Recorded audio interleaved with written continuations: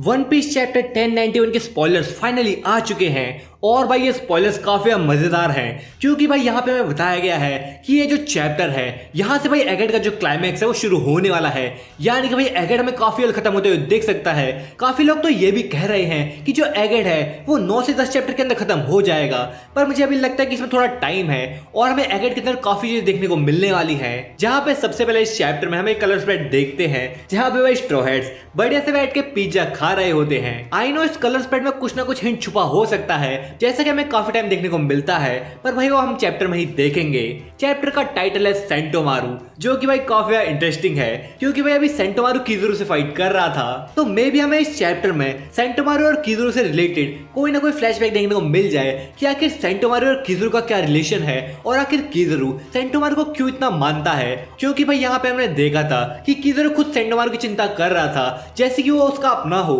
तो मे भी यहाँ पे हमें एक फ्लैशबैक देखने को मिले या फिर ये टाइटल सेंटोमारू जो चैप्टर में करने वाला है उसकी वजह से दिया गया हो। क्योंकि भाई किज़ुरु और सेंटोमारू की फाइट तो चल ही रही थी, पर हमें पता है कि सेंटोमारू तो भाई हारेगा ही क्योंकि भाई वो तो लूची से ही पिट गया था, तो भाई किज़ुरु से फाइट करना उसके लिए थोड़ा मुश्किल है। और भाई यहाँ पे वही हुआ, किज़ुरु भाई यहाँ पे जीत जाएगा, पर भाई वो सेंटोमारू को यहाँ पे नहीं मारेगा क्योंकि ऑब्वियसली उनका कुछ ना कुछ कनेक्शन तो जरूर है। तो भाई जैसे ही किज़ुरु ने सेंटोमारू को नहीं मारा तो इस बात का फायदा सेंटोमारू ने उठा लिया और उसने सारे सी बीस्ट को और बाकी सारे जो पैसिफिस्टास थे और मार्क 3 पैसिफिस्टास थे उनको ऑर्डर दे दिया कि वो जाके मरीन से फाइट करें। तो इस चैप्टर में हम देखेंगे कि मरीन्स के सारे सोल्जर्स और शिप्स पैसिफिस्टास और सी बीस्ट से फाइट कर रहे हैं, पर भाई मार्क 3 पैसिफिस्टास को हराना इतना आसान नहीं होने वाला क्योंकि भाई उनके पास काफी ज्यादा पावर्स हैं और भाई वो कैनन्स को भी रोक सकते हैं। यानी कि कैनन्स का उनके ऊपर कोई असर नहीं होने वाला क्योंकि उनके पास बबल शील्ड है। तो मुझे यहाँ पे लगता है कि जो 9 वाइस एडमिरल्स हैं जो कि शिप के अंदर भी प्रेजेंट है वो यहाँ पे हमें फाइट करते हुए देख सकते हैं क्योंकि भाई सी बीस्ट तो ऑब्वियसली स्ट्रांग है और वो एक बैटलशिप को इजीली डुबा सकते हैं। तो यहाँ पे जब तक वाइस एडमिरल्स फाइट नहीं करेंगे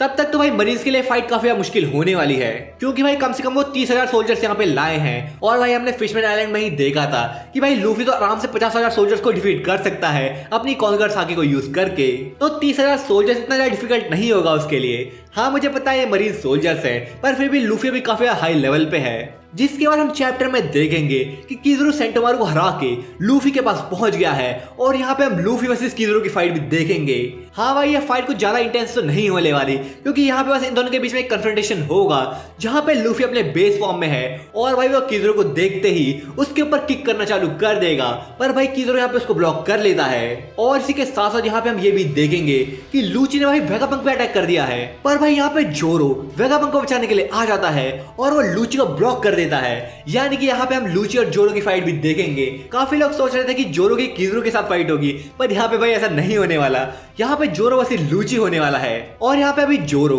लूची की बेस फॉर्म के साथ फाइट कर रहा है। यानी कि यहाँ पे लूची ने अभी अवेकनिंग को यूज नहीं किया है, तो ये भी देखना काफी इंटरेस्टिंग होगा कि क्या लूची इतना ज्यादा स्ट्रॉन्ग है कि वो जोरो को हरा पाए या फिर भाई यहाँ पे जोरो को लूची से फाइट करने में कोई डिफिकल्टी होगी क्योंकि भाई लूची भी ऑब्वियसली पावर अप लेके आया है। काफी लोग स्पॉयलर्स में कह रहे थे कि जोरो हमें लूची के अगेंस्ट स्ट्रगल करता हुआ देख सकता है, पर भाई ये फेक स्पॉयलर्स हैं, ऐसा कुछ नहीं होने वाला क्योंकि भाई यहाँ पे बस एक कन्फ्रंटेशन हो रही है। यानी कि बस 2 अपोनेंट जो है वो आमने सामने आए हैं और ज्यादा कुछ फाइट हमें इस चैप्टर में देखने को नहीं मिलेगी। इस फाइट के दौरान हम ये भी देखेंगे कि फ्रैंकी, बॉनी और लिलिथ सनी और वेगाफोर्स 1 के पास पहुंच गए हैं और वो उसे प्रोटेक्ट कर रहे हैं क्योंकि भाई ऑब्वियसली उनको वेगाफोर्स 1 चाहिए होगा ताकि वो एगेट के पीछे से मूव कर सके, क्योंकि उन्होंने एक प्लान बनाया है कि वो वेगाफोर्स 1 को यूज करके एगेट से बाहर निकलेंगे और जैसे ही वेगाफोर्स 1 काम करना बंद कर देगा तो वो सनी के कूप डे बर्स्ट को यूज करेंगे और कम से कम 1 किलोमीटर दूर तक जा गिरेंगे, जिससे भाई मरीन्स को उन्हें पकड़ना काफी मुश्किल हो जाएगा। और अभी इस टाइम की जो लोकेशन है वो जा रहे हैं एल्बाफ की तरफ, यानी कि काफी जल्दी हमें एल्बाफ आग देखने को मिलने वाली है जिसका लोग काफी टाइम से इंतजार कर रहे थे।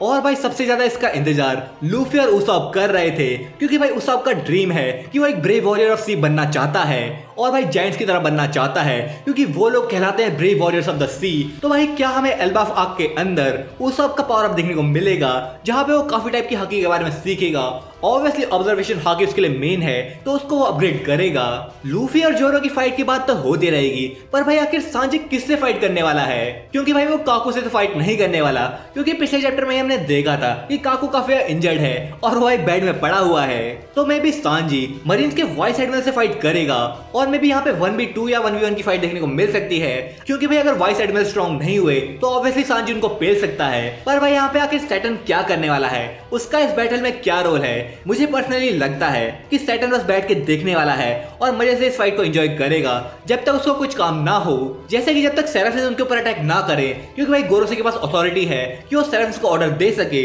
और रही बात यहाँ पे लूची और जोरो की फाइट की, तो मुझे लगता है कि यहाँ पे लूची बस टाइम बाय करने का ट्राई कर रहा है, क्योंकि उसे पता है कि जो वेगापंक है वो जो डोम है उसका कोड क्रैक करने का ट्राई कर रहा है ताकि वो जल्द से जल्द यहाँ से बाहर निकल सके। और लूची इसी चीज को रोकने का ट्राई कर रहा होगा यहाँ पे, इसलिए उसने वेगापंक के ऊपर अटैक किया होगा। सो भाई चैप्टर आई थिंक काफी अच्छा होने वाला है। अगर आपको मेरे साथ और बाकी सारी ओटाकुस के साथ स्पॉयलर्स का डिस्कशन करना है तो आप डिस्कॉर्ड ज्वाइन कर सकते हो, मैं आपको वहीं पे मिलूंगा।